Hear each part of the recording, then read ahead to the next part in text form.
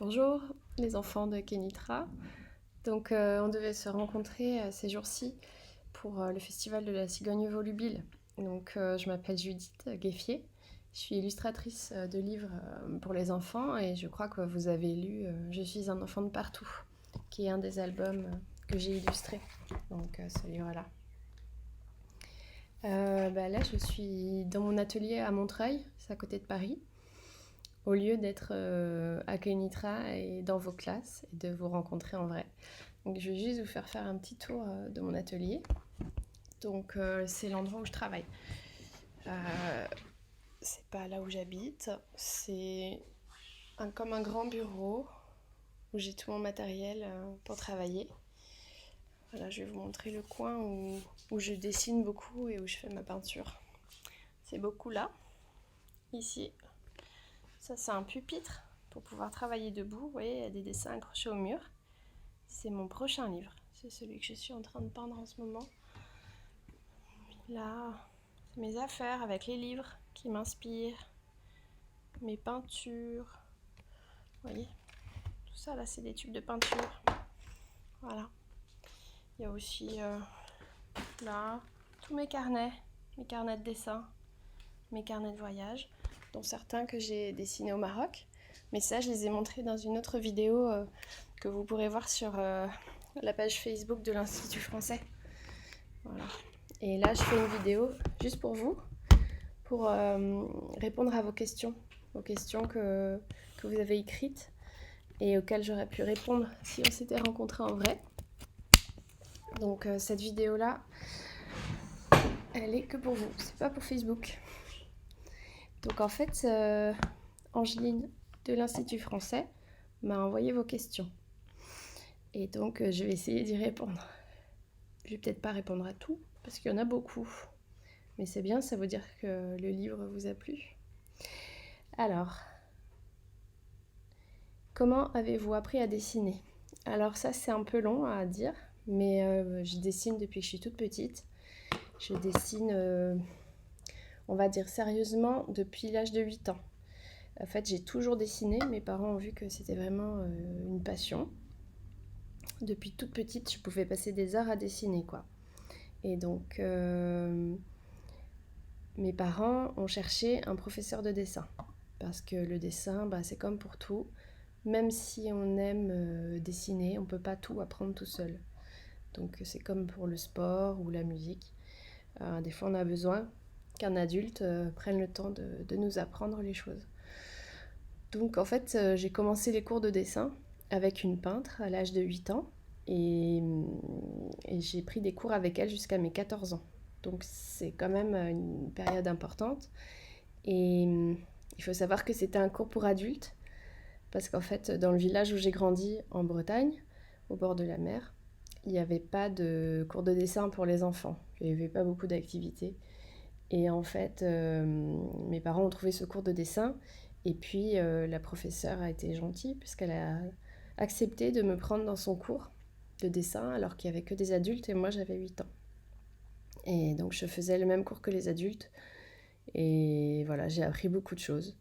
J'ai appris comment on dessine le visage, comment on dessine le corps, comment on dessine un paysage. Voilà. Et après, j'ai arrêté les cours de dessin à 14 ans avec elle parce que j'ai commencé à faire des études spécialisées dans le dessin. Donc, je suis allée au lycée Arts appliqués, après le collège, où on passait beaucoup de temps à dessiner et à apprendre des choses qui pouvaient nous servir pour tous les métiers des arts appliqués. Les métiers des arts appliqués, c'est tous les métiers qu'on peut faire avec le dessin. Et il y en a beaucoup, beaucoup. Voilà, on peut être illustrateur, mais on peut être aussi architecte, on peut être graphiste, on peut être peintre, photographe, on peut faire de la sculpture, on peut être designer. Designer, c'est quelqu'un qui dessine tous les objets autour de nous, les lampes, les chaises, les voitures. Tout ça, on utilise le dessin. On peut être aussi, on peut faire les motifs des tissus. Par exemple, comme là, j'ai un motif sur mon t-shirt, il y a quelqu'un qui l'a dessiné. Voilà. Donc tout ça, c'est des métiers qu'on peut apprendre à l'école. Et donc, après le lycée art appliqué, j'ai continué. J'ai fait 2 autres écoles euh, spécialisées un peu comme les beaux-arts. Voilà. Et j'ai eu un diplôme d'illustratrice pour apprendre à raconter des histoires par le dessin. Voilà, c'est un truc qui peut s'apprendre à l'école.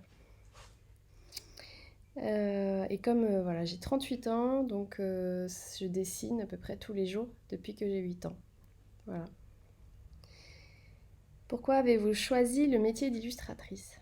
Alors, j'ai choisi le métier d'illustratrice parce que quand j'étais adolescente, j'ai commencé à lire beaucoup de livres, beaucoup de romans qui ont commencé à me faire voyager dans ma tête. Parce que j'habitais en Bretagne, on voyageait pas trop avec mes parents. Et euh, les lectures m'ont fait voyager, m'ont donné envie de dessiner, de faire des voyages en vrai. Et d'ailleurs, le premier auteur de romans que j'ai vraiment lu, de livres pour adultes, on va dire, donc j'avais 14 ans, et c'était un livre de Tahar Ben Jelloun, donc très grand auteur marocain. C'était le livre qui s'appelle Moha le fou, Moha le sage. Et donc je l'ai lu et j'ai adoré. Et du coup après j'ai lu tous ces livres. Et ça a été mon premier voyage au Maroc, c'était dans ces livres en fait. Et du coup, dès que j'ai pu, j'ai fait mon premier voyage au Maroc très tôt, j'avais 18 ans. Et c'est vraiment de lire les livres de Tahar Ben Jelloun qui m'a donné envie d'y aller. Et, euh, et donc j'y ai fait évidemment plein de dessins pendant ce voyage. Voilà, et donc j'ai choisi ce métier d'illustratrice parce que c'est un métier qui me permet de combiner ma passion pour les histoires et les contes et ma passion pour le dessin, puisque c'est un métier où on allie les deux. On raconte des histoires en dessinant. Qu'aimez-vous dans votre travail? J'ai la chance de faire un métier que j'aime. Un métier, je dessine voilà, depuis que je suis enfant et j'arrive à en vivre, donc c'est génial. Pourquoi aimez-vous tant dessiner? Je sais pas trop, c'est difficile à expliquer, mais quand on aime beaucoup quelque chose, ça paraît des fois un peu naturel. Alors c'est difficile d'expliquer vraiment pourquoi, mais c'est sûrement une forme de langage, comme ceux qui passent beaucoup de temps à faire de la musique par exemple.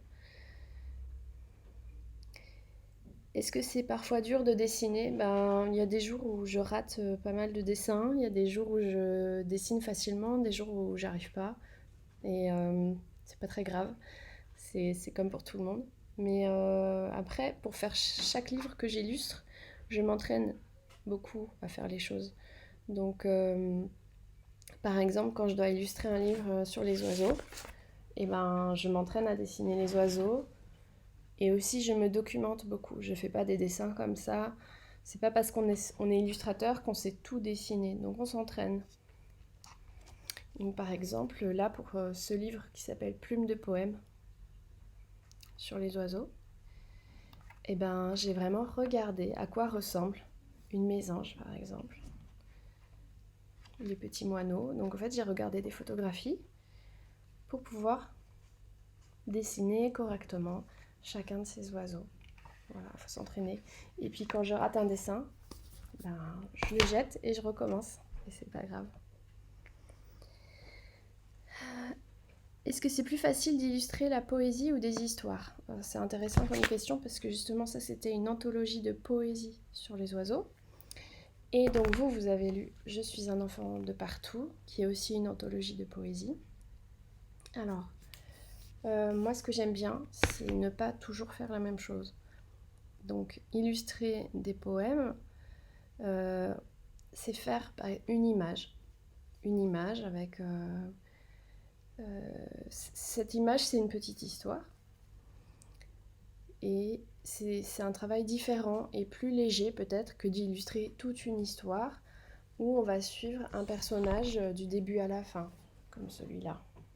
À quelle bonne soupe les amis, c'est l'histoire de cette petite fille qui va vivre des aventures et de traverser plein d'étapes dans la forêt pour pouvoir faire une soupe avec ses amis. Et du coup, c'est pas du tout le même travail, mais j'aime bien faire les deux. Qu'est-ce qui vous inspire? C'est le texte. Ça, c'est... Voilà. Si le texte ne me plaît pas, je ne fais pas le livre. Donc, en fait, je reçois le texte, je le lis, et tout de suite, je sais si j'ai envie de l'illustrer ou pas. Si ça me fait des images dans la tête, si ça me fait des émotions, je sais que j'aurai de l'inspiration pour faire ce travail. Faire un livre, c'est toujours très long. Donc, par exemple, celui-là, Martin des Colibris, c'est un livre que j'ai mis 6 mois à peindre. Et donc, c'est super important que l'histoire nous plaise beaucoup, nous transporte. Donc, ce qui m'inspire, c'est le texte. Avec quoi dessinez-vous? Alors, je dessine avec des crayons de couleur pour faire, par exemple, mes esquisses, parce que je fais pas tout de suite la peinture et la couleur. Donc, crayon de couleur pour faire mes premiers dessins, comme ça. Et ensuite, je travaille avec de la peinture acrylique, parce que ça fait des super couleurs. Et pardon. Voilà. Là, c'est le crayonné. Et là, c'est l'image peinte pour le livre. Donc ça, c'est fait avec ce genre d'image. Je l'ai fait avec de la peinture, comme je vous ai montré, peinture acrylique. Et pour faire les tout petits détails, je travaille avec des pinceaux super fins. Voilà. Donc c'est très long. Pour faire ce genre d'image, je travaille pendant 2-3 jours. Et j'utilise aussi parfois des Posca. C'est des crayons avec de la peinture à l'intérieur. Voilà, donc tout ce matériel, je l'ai dans mon atelier où je peux travailler confortablement. Voilà, je regarde vos questions. Avez-vous beaucoup voyagé? Eh ben, en fait, quand j'étais jeune, j'avais très envie de voyager à cause de mes lectures. Ça, je vais vous les raconter. Et aussi parce que à l'âge de 15 ans, j'ai commencé la danse africaine. Et en fait, il y a une dame de Mauritanie qui est arrivée, qui s'est installée pas loin de mon village. Et c'était une réfugiée politique.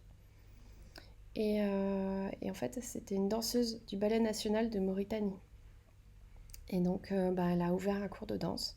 Et c'est grâce à elle que j'ai découvert la danse d'Afrique de l'Ouest. Et j'en fais toujours. Donc, c'est un peu ma deuxième passion. Et donc, par mes lectures et par la danse d'Afrique de l'Ouest, j'ai fait des voyages. Je m'organisais pour travailler pendant les moments où je pouvais, le soir, le week-end ou pendant les vacances, pour pouvoir m'offrir un voyage dans l'année. Et donc je suis allée comme ça pour la première fois, j'avais 16 ans au Burkina Faso, puis à 18 ans au Maroc, et à chaque fois j'ai commencé à dessiner dans mes carnets de voyage. Et voilà, après j'ai continué à faire des voyages quand je pouvais. Plutôt, oui, au Maroc. Donc je suis venue une quinzaine de fois au Maroc, j'ai fait beaucoup de dessins. Et sinon j'ai voyagé surtout en Afrique de l'Ouest, donc au Sénégal, au Burkina, en Guinée, au Mali. Et quasiment à chaque fois c'était pour danser et dessiner. Donc je partais avec mes professeurs de danse en fait, dans leur famille. Mais j'ai eu la chance aussi de voyager avec le travail. Donc là, par exemple, j'aurais dû venir au Maroc vous rencontrer avec l'Institut français. Et par exemple, je suis allée en Inde, au Brésil, au Rwanda. Voilà, c'est tout, je crois. Pour faire des rencontres avec des enfants, des jeunes ou des adultes. Et du coup, ça m'a permis de voyager. Par exemple, le Brésil... c'est pas un voyage que j'aurais fait comme ça. Ah oui, je suis allée en Russie aussi, au mois d'octobre, pour rencontrer des enfants. Donc c'est un métier qui fait voyager et ça, je ne savais pas. Donc c'est chouette. Quel est votre plus beau souvenir de voyage? Ça, c'est une question super dure. Je peux pas choisir. Parce que... Et des fois, même un mauvais souvenir peut devenir une mauvaise expérience peut devenir un bon souvenir si jamais ça tourne bien. On apprend beaucoup de choses en voyageant. Mais franchement, c'est trop dur de choisir un souvenir. Euh, Pourquoi vous aimez l'Afrique plus particulièrement? J'ai un peu expliqué. Euh, c'est le hasard qui a fait aussi que j'ai rencontré dans mon parcours des personnes qui ont fait que j'ai voyagé là-bas ou que voilà, j'ai découvert la danse d'Afrique de l'Ouest, etc. Euh, Après, je ne suis pas focalisée sur l'Afrique. En fait, j'ai fait pas mal de livres sur l'Asie. En fait, ce que j'aime, j'aime beaucoup dessiner les contes. Donc, c'est pour ça que j'ai souvent dessiné des histoires qui se passent ailleurs et qui font voyager. Mais j'ai fait plus de livres sur l'Asie, par exemple, que sur l'Afrique. Pourquoi le sujet de la différence vous intéresse-t-il autant? Ben, je trouve que c'est ça qui fait que l'humanité est belle, en fait, c'est toutes nos différences. Et c'est un sujet infini. Voilà. Euh, Je vais prendre les questions sur Je suis un enfant de partout, plus particulièrement, puisque c'est ce livre que vous avez travaillé. Donc, combien de temps avez-vous mis pour faire ce livre? Je me souviens pas trop, parce qu'en fait, ce livre, je l'ai illustré peut-être il y a 12 ans. C'était un de mes premiers livres chez Rue du Monde, mais je pense qu'un livre comme ça, c'est au moins 4 mois de travail. Voilà. Euh, Est-ce qu'il y a beaucoup de dessins de filles qui travaillent dans la partie sur l'Afrique? Donc oui, donc c'est un tour du monde en fait. Ce livre, c'est de la poésie, c'est des poèmes qui parlent des enfants du monde entier. Et vous, je crois que vous avez lu principalement les premières pages qui sont sur l'Afrique. Est-ce que les filles travaillent beaucoup en Afrique? Bon, alors l'Afrique déjà c'est un continent, donc moi je peux pas parler de l'Afrique en entier puisque je connais très peu de pays finalement à l'échelle de cet énorme continent. Mais là où j'ai voyagé, donc plutôt en Afrique de l'Ouest, les enfants en général travaillent plus et sont plus sollicités que dans les familles européennes, on va dire. Et les filles vont un peu moins à l'école que les garçons. Donc, elles sont amenées à plus aider leur famille et à plus travailler. Euh, Pourquoi les personnages ferment-ils les yeux? Alors, ça, c'est des choses que j'aime bien dessiner. Pardon, je suis un peu fatiguée. Je fais des phrases bizarres. Et puis, c'est bizarre de vous parler à travers un écran et pas en vrai. Donc, je parle toute seule en fait. Pourquoi j'aime bien dessiner les personnages qui ferment les yeux? En fait, je trouve que les gens sont beaux quand ils ferment les yeux, quand ils dorment, quand ils sont en train de rêver. Et c'est quelque chose qu'on retrouve un peu dans tous mes livres.